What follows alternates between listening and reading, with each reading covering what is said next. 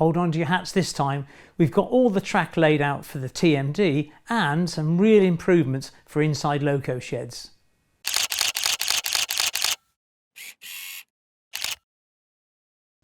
Hi, welcome back to Chadwick Model Railway. I'm Charlie. Now you may be aware that last weekend it was the GETS, that's the Great Electric Train Show up in Milton Keynes. A strange name because it's not just electric trains, there's diesel as well, which kind of threw me a little bit. Organised by the Hornby magazine, and the Hornby magazine awards were announced at the end of Saturday. So along with the best train, the best layout, the best manufacturer and all this sort of stuff, there was also a category on the, I'm almost embarrassed to say, the best YouTuber. And without getting too emotional, I won, and I was kind of mortified really and very humbled. So if you voted for me, thank you very much indeed. I'm immensely grateful, and I have a lovely plaque to stick on the wall and this lovely little glass ornament. Beautiful. But of course it's not just about me, or in fact the other people that were shortlisted in this category. It's more of a community thing really. There are dozens and dozens of content creators making great videos regarding railway modelling and helping us to promote our fantastic hobby. So everyone deserves a little bite of this. So I'm very grateful really to all the other YouTubers who help us develop our spirit really in promoting this great hobby. Guys, thank you very much indeed. Right, enough of this emotion, let's crack on with some railway modelling. Now of late I've been thinking long and hard about the structures that I already own on my TMD area, which is a small narrow 2-lane shed, and I've got the Bachmann 4-lane steam shed, which is lovely, and I do like it. But do these items really fit in with a very late 60s, early 70s feel for the TMD? The 4-lane shed, albeit very nice, but it's going to be very difficult to detail the interior. So what happened at the Great Electric Train Show is I had a decent conversation at some length with Chris Hunt, the founder of Hunt Couplings, now known as West Hill Wagon Works, and he showed me this little package. This is their take on a modern image depot interior kit. And it's actually based upon the Bachmann Modern Image Depot number 44-017. And if you go onto eBay and you find the Gauge Master site, Gauge Masters are selling this loco shed off at £99, whereas normally, and across all the other retailers, you'll find it for £145 to £149. So I snuck in yesterday and bought this kit, because I think this will enhance the Chadwick TMD and it will sort of bring it to life. And with this kit, when I show you this put together, you'll be thinking to yourself, yeah, I like that. And hopefully from these dimensions, if you don't actually own that Bachmann loco shed, then perhaps if yours is fairly wide, it might fit. I'm certainly aware that some people who are manufacturing laser cut kits have got this kit in mind. So we'll put this together and see what you think. So let's get started. What's in the bag? Well, there are a couple of illustrations, sort of instructions as it were, but there is no component list or really in-depth instruction, so it's worth familiarising yourself with what's about. So we've got all the laser cut bits and bobs, and in the box we've got a few 3D printed items. Some of them are very fragile, so just be aware of what's what. Those staircases are especially fragile. So what are we going to use to stick it together? Well, for the wooden components I'm going to use Deluxe Rocket Card Glue, all straightforward. Now some of the components I thought I'd paint beforehand, and these are the sort of pillar chairs that hold the track, and I'm using Humbrol Dark Brown 29. It's an acrylic paint, so I can spray it quite safely in the railway room with a little face mask on. The thing is, like most things, we just take it easy, a little bit at a time, but I thought I had to do these first because there's no way in the world I could paint these items when they're fitted in situ within the base. So if I'm going to paint the base one colour, then clearly I need to paint these sort of chairs, as it were, a different colour. Next comes the main assembly, and there are some drain covers on the base unit which denote which way up is, as it were. So there are 4 sides and obviously the top cover. Now, as I mentioned earlier, I'm going to use Deluxe Rocket card glue. It can be a messy old thing, but unlike a lot of other glues, it's very easy to wipe off.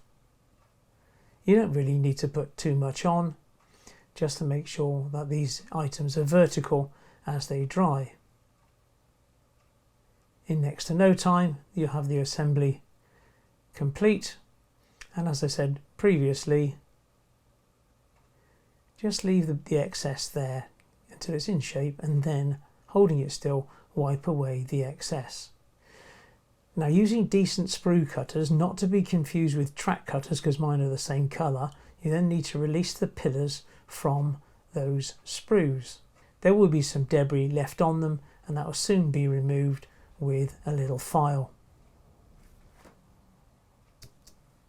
Next, we need to fit a base section into the bottom of it, and you can see all the holes for the studs and the brackets.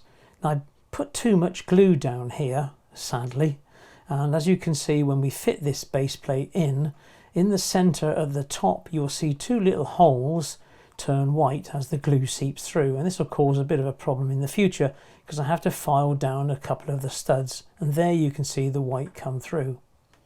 Now we need a couple of weights while it dries. There we go, and in next to no time it goes off, and a couple of little seepages can be removed with our old favourite, the cotton bud. Moving to the support structures for the rails, I thought this was going to be a nightmare. A lot of cutting here for the sprue cutters, but if you give them a little twist, they come straight off. And I was mortified when I saw this. I never realised that 3D printing was that easy. And looking at the base of these support pillars, there is nothing there to be removed, just the little dots of where it was. After a little test with the support pillars, we're almost ready to start a bit more gluing and painting. And what are we going to use to paint? Obviously, we're going to go for Halford's grey primer.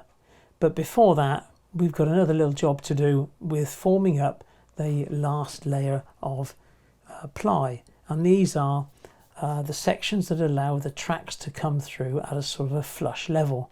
So you can see how they fit into place, and then using the Mark 1 eyeball to space them out, yeah, we can see how it goes. So they need to be glued into place to allow the tracks to run straight through the grooves. It's quite straightforward, really, quite a nifty little design.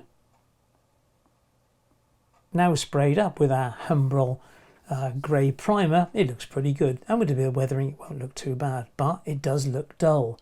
Now, my initial plan was to paint the 3 pillars, the 3 platforms, with the same paint and lose that intricate pipework, which would be a bit of a shame. So I've changed of plan. We're going to paint it all in Halford's Halford's white primer, and that'll look a little bit better and sort of add a bit of contrast to it. But of course, I want a white edging around the outsides of the platforms. How am I going to do that? Well, a bit of masking's called for here, and I'm going to use Tamiya 6mm masking tape. It's better than most tapes, you know, the sort of ordinary gash stuff that you can buy from B&Q, because it's made for the job. So all we need to do is, once we've sprayed them grey as usual, is stretch it out and put it into place. But once it's in place, is to give it a good press down, but it's not so sticky that it will pull the paint off that's already there, but it does give a good seal. So once it's on, press it down and get the life-risking scalpel and trim it to length. Oh, mind your fingers, Charlie, and trim it to length. Now, in true Blue Peter style, here's one I made earlier. So as you can see, that's all the edging's done, so the edge will be white, and then we need to cover up the centre section, so let's use some cheap and cheerful yellow electrical insulating tape, and that will go on the centre, and that'll be good to go. And it's so much cheaper than obviously the Tamiya stuff, or Tamiya, sorry if you're middle class.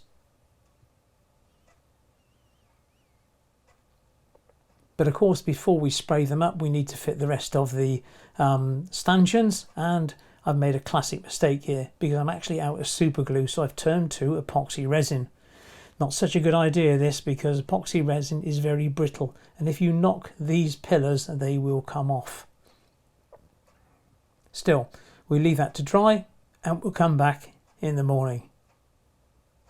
Well, now's the time to do the trial fit of the rail pillars, and all the way along here they have to be done. There are 56 of the little darlings, and make no bones about it, this was a dreadful task, and I had to file away many of them. I went and saw my friend Ian this morning because I hadn't got any super glue. Fortunately, he has. And now it's the case of removing all 56, gluing them, put them back in, and you join me now as I start the very final row, putting them into place. Beautiful. And of course, once they're in place, you should be able to run your rail straight through if they're all in line. And this is a Pico Code 100 piece of rail, and I'll be perfectly honest, it's going through reasonably well. It hits the structure on the end, but with a little bit of encouragement, it just gets lifted up and then through into its groove.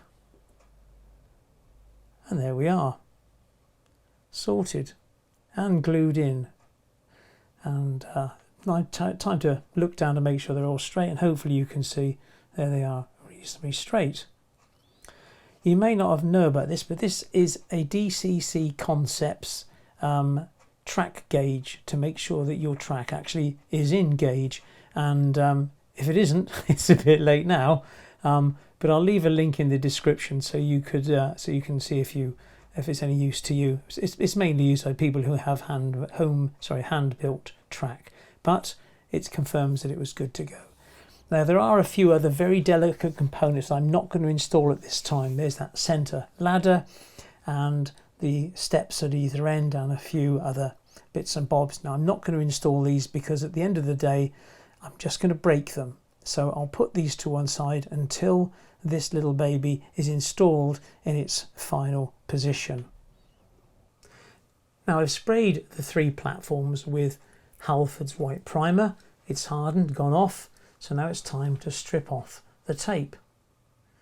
So off comes the yellow insulating tape quite easily, and using a scalpel to peel away the edge, we remove the Tamiya tape as well. The only problem here is that it looks absolutely pristine. It almost looks too good to weather. And I really do like the white edging, the sort of safety line, earmarking the extremities of the platform. Now I mentioned that I used epoxy resin to glue those stanchions in place, and epoxy resin is an immensely brittle glue, but I must confess I've got away with it because I thought I was going to snap these off as I poke them in. Obviously it's not in there properly at the moment, but it's just popped into place. But I did get them all in there without snapping any of them off, but it was a foolish mistake really not to have spare super glue. The trouble is, of course, when you use it, it goes off in next to no time. So there we go, it's starting to look good. So to improve it, what you really need is a couple of locos, and there we are. Don't they look rather smashing? Of course it will look different when all the furniture's in. So I pop on my new loco shed, and mistakenly I've put the loco shed now too far back. It should be more forward than that because you couldn't actually get the steps in there. But it is what it is, and I think it looks pretty good. Once in position, that will be absolutely superb, and you can fill it with all the mechanical, the barrels, the tools, the people and everything, and of course a few lights and everything else to make it looking top dollar, as it were. Now before we move on to the TMD proper, a couple of little points just to finish on here. In one of those last clips it showed this platform leaning out a little bit. That's because I need to take a smidgen off the edge of these pillars because it was brushing against that class 47, so something I need to do, which is another great thing about doing trial fits rather than gluing it all down. Something that you must take on if you're thinking this might suit your layout is if you haven't got any particular, if you've got a different engine shed, then platform to platform at the edge of here, it's 150 millimeters. So if the internal dimension of your shed is more than 150 millimeters, you might be able to utilize this component. Clearly, this old shed here, the locos sit, right next to each other. So this one, so that is unsuitable for this shed. Hey ho. Another couple of bits is obviously I'm not going to do all the finery to this until it's in situ. I don't really want to go in there now and fit people and fire extinguishers and all this because it'll only get broken, to be perfectly honest. I'm not even sure if these rails are staying because I need to put droppers on the rails, and also the rails will need to be painted with something like sleeper grime, that sort of thing. What else? In the instructions from West Hill Wagon Works on this, they show it being assembled without painting the whole assembly. Now, if you do that, of course, how on earth are you going to get in there and paint the rail, sleeper, chair, pillars, things a different colour? That would be like hell on earth. But of course, if you do paint it, then when you insert these pillars, it's a bit tight, and with almost every one, I had to do a little bit of fettling with a file to get them to sit right. So there we go. Interesting bit of kit. I like it. Oh, sorry, and this is a freebie. So, I'd like to be totally honest about all these things, but West Hill Wagon Works aren't paying me to say anything about this, and if it was a load of rubbish, I would tell you. It's a good day's work, this is. It's not as simple as you might think, and you have to do trial fits as you go. The glue, I was using a rocket card glue to assemble the wooden components, the plywood, which is fine, though they recommend super glue. But when you come to fit the plastic chairs into the plywood, super glue is the only way to go. So don't think you can use the rocket card glue for that, because it just doesn't bond to the plastic. So apart from that, it's all singing and dancing. You do have to be careful, especially with these chairs. They do supply a few extra ones. Yeah, pretty nifty really. And I'd like to think that when you plonk my new shiny shed, though I must admit it's been out for years, hasn't it? On top of it, obviously the plinth is too big, but then that's ideal really, because now I can draw around that and paint this up in some kind of a concrete colour. And if you haven't assembled it fully, then clearly you can get in here now and do some weathering, put people in, fire extinguishers and all that sort of guff. Right, there we go. If you're interested, there'll be a link in the show more tab as usual. Right, let's get into the TMD proper. Now here you can see our current track plan between myself and Lee on how the TMD sort of plays out.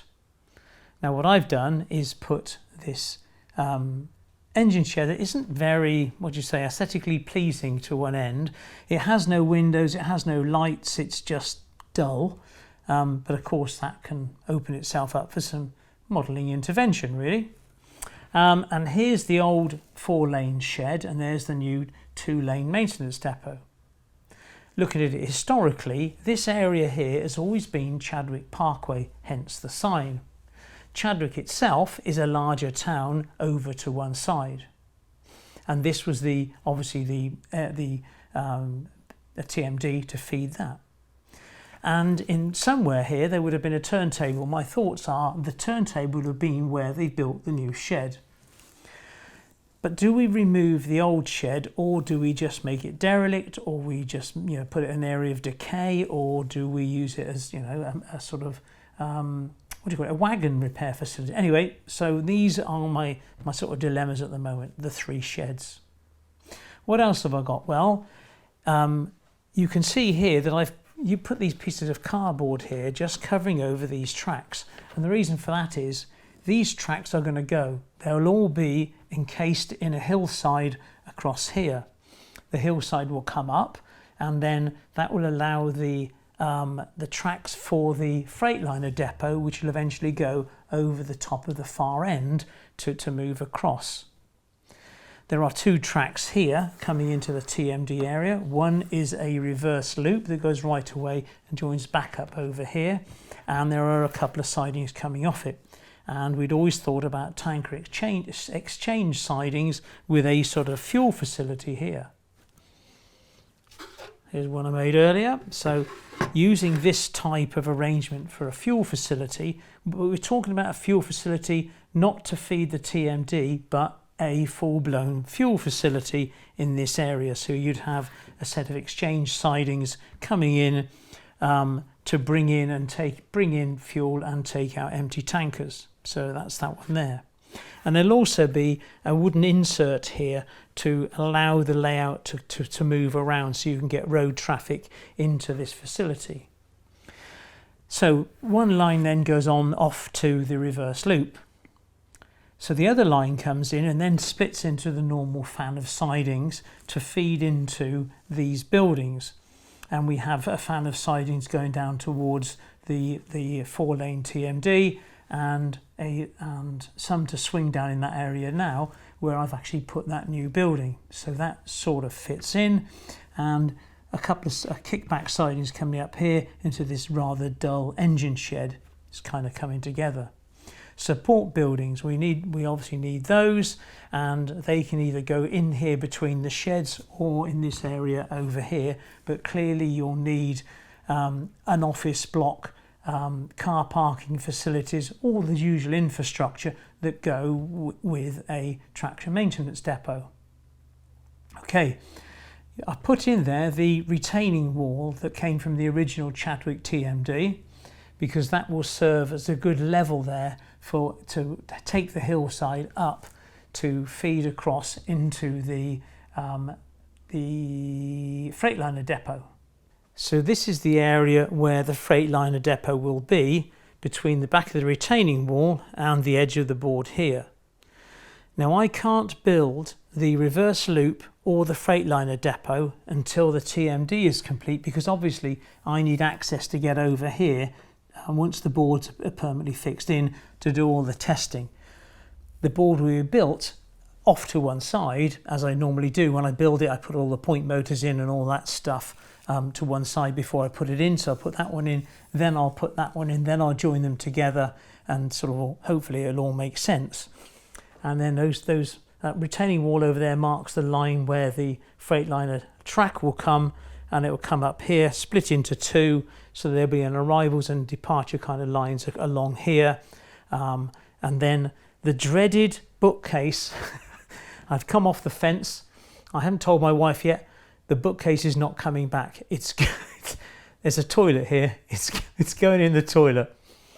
My mind's made up. I'm going to have to move some stuff, and probably a trip to the tip. But the bookcase isn't coming back. But I can't do away with it because it holds too much stuff. So that is where I am today. There will also be a tunnel mouth here for road traffic that will go through to the fictitious town of Chadwick, because obviously everything needs to come into here, people, traffic and everything else. So there'll be, through this hillside here, there will be a tunnel mouth where people would naturally come to work. And that's the general sort of overview of my thoughts.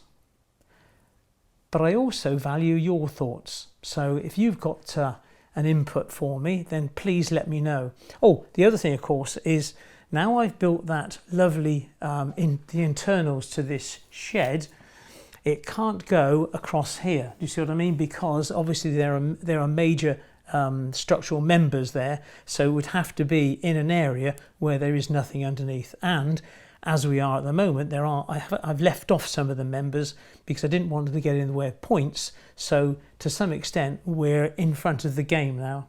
So hopefully that all might make some kind of sense. Now that was going to be the end of the video, until I thought, I know, I'll lay the track out and see if it makes more sense. So here we come in onto the reverse loop line, and the reverse loop comes down here and then straight through, and then off away it goes all the way around the back, and then in on this line here, reverse loop complete.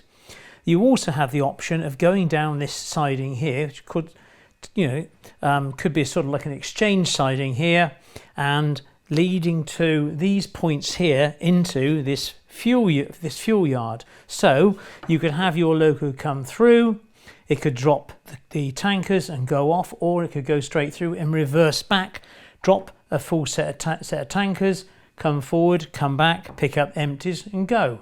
Lovely. Off onto the reverse loop, back onto its travels. Next we could do is this line here comes through, and becomes the TMD refuel line. So you put a refuel unit in here and you can fuel locos or DMUs both on this line and on this line. Sort of makes sense there. And then you've got the lines into track 1, track 2, track 3, track 4 of the old steam style loco shed. Next then, going across here, we've got the feed that comes down, hits a kickback point into here, splits into two, and then goes into the less interesting loco shed, let's say. And then finally you go forward, again another pair of sidings into our nice shiny new loco shed. So that's how it sort of pans out. And then we look for space for infrastructure. And then I did mention there will be some form of tunnel mouth coming out here with road traffic, and the hillside, the road will go further back behind these two sheds than is apparent. I've got a large area here which would make sense for buildings, car park, bit of infrastructure. We can always have a runaround road and then coming back between these two sheds here for sort of maintenance workshops and the like here. And similarly around the other side of here to the fuel yard.